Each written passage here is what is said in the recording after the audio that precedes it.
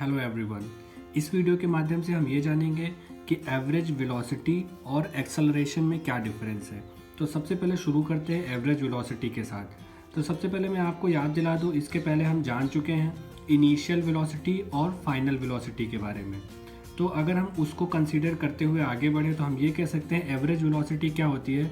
Average velocity हमेशा initial velocity plus final velocity के addition में अगर हम 2 से डिवाइड कर दें तो वो हमारी आ जाती है एवरेज वेलोसिटी। इसको एग्जाम्पल के रूप में समझते हैं। सपोज हमारा कोई एक ऑब्जेक्ट है जो ए पॉइंट से लेकर बी पॉइंट तक जा रहा है। अब इस केस में अगर हम आपको बोले कि इसकी स्टार्टिंग में ए पॉइंट पे जो इसकी वेलोसिटी थी वो 0 थी, यानी 0 मीटर पर सेकेंड, और बी पॉइंट पे जब ये पहुंचता है तो इसकी वेलोसिटी हो जाती है 50 मीटर पर सेकेंड। अब ऐसी कंडीशन में दोनों ही जगह पे इसकी वेलोसिटी अलग अलग है। तो पहली वाली वेलोसिटी जो है जिसको हम कहते हैं इनिशियल वेलोसिटी, वो हो जाएगी 0 और फाइनल वेलोसिटी हो जाएगी 50 मीटर पर सेकेंड। ऐसी कंडीशन पे अगर हमसे कोई कहेगा एवरेज वेलोसिटी निकालो तो एवरेज वेलोसिटी इसकी क्या हो जाएगी, इनिशियल प्लस फाइनल, यानी कि 0 प्लस 50/2, यानी इसको जब हम सॉल्व करेंगे तो हमें मिल जाएगा टोटल 25 मीटर पर सेकेंड।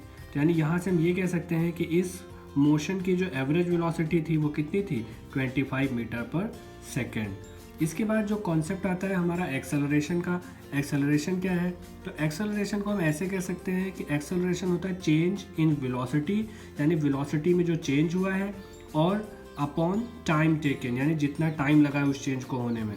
तो यानी हम ये कह सकते हैं कि v माइनस यू, यानी वेलोसिटी में जो चेंज होगा अपॉन उसको चेंज होने में कितना टाइम लगा, उस टाइम को हम उससे डिवाइड कर देते हैं तो हमें एक्सेलरेशन मिल जाता है। एक्सेलरेशन को हम ए से रिप्रेजेंट करते हैं। तो ये बहुत ही सिंपल सा प्रोसेस है। इसमें क्या होता है, मान लो ए पॉइंट से लेके बी पॉइंट तक कोई एक ऑब्जेक्ट जा रहा है। तो अब ए से बी तक जाने में अगर हम मान लें कि इसकी कुछ इनिशियल वेलोसिटी थी, मान लेते हैं इसकी इनिशियल वेलोसिटी थी 10 मीटर पर सेकेंड, और ये बी तक जब पहुंचा तो इसकी फाइनल वेलोसिटी थी 30 मीटर पर सेकेंड। और एक चीज़ और दी होगी आपको कि इतनी वेलोसिटी में जो चेंज हुआ ये कितनी देर में हुआ। तो अगर कोई बोले कि ये वेलोसिटी में चेंज 10 सेकेंड्स में हुआ। फिर अगर आपसे कोई पूछेगा इसमें एक्सेलरेशन बताओ कितना था, तो आप इसका एक्सेलरेशन सिंपली कह सकते हो फाइनल वेलोसिटी, यहाँ पे देखो इनिशियल वेलोसिटी हो जाएगी 10, फाइनल वेलोसिटी हो जाएगी 30। तो फाइनल वेलोसिटी जो भी है उसमें हम माइनस कर देते हैं इनिशियल वेलोसिटी को, और उसके बाद जो भी टाइम लगा, इतनी ड्यूरेशन जो भी थी उस ड्यूरेशन से डिवाइड कर देते हैं, यानी हमने 10 से डिवाइड कर दिया।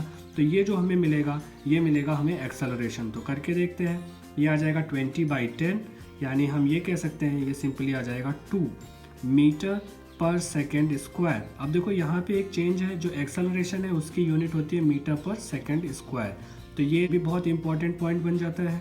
इसमें एक छोटा सा पॉइंट और है समझने के लिए कि कभी अगर ऐसा हो जाए कि कोई ऑब्जेक्ट ए से बी तक जाने में उसके ए पॉइंट पर उसकी वेलोसिटी ज़्यादा हो। अगर हम मान लेते हैं ए पर उसकी वेलोसिटी है 50 मीटर पर सेकेंड और बी पर उसकी वेलोसिटी है 30 मीटर पर सेकेंड।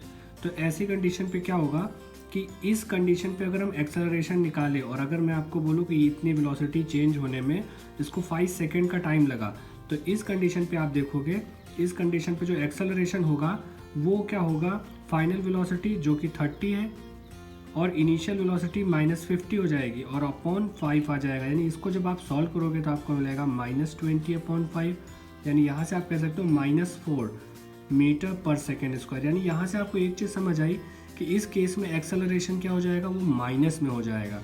तो इस बात को भी हम ध्यान रखेंगे कि अगर वेलोसिटी जो है इनिशियल से फाइनल वेलोसिटी कम हो रही है तो कम वाले केस में माइनस आएगा, और अगर इनिशियल से फाइनल वेलोसिटी ज़्यादा हो रही है तो ज़्यादा वाले केस में एक्सेलरेशन जो है प्लस में आएगा। तो एक्सेलरेशन प्लस में और माइनस में हो सकता है, ये भी हमें ध्यान रखना होगा। ओके।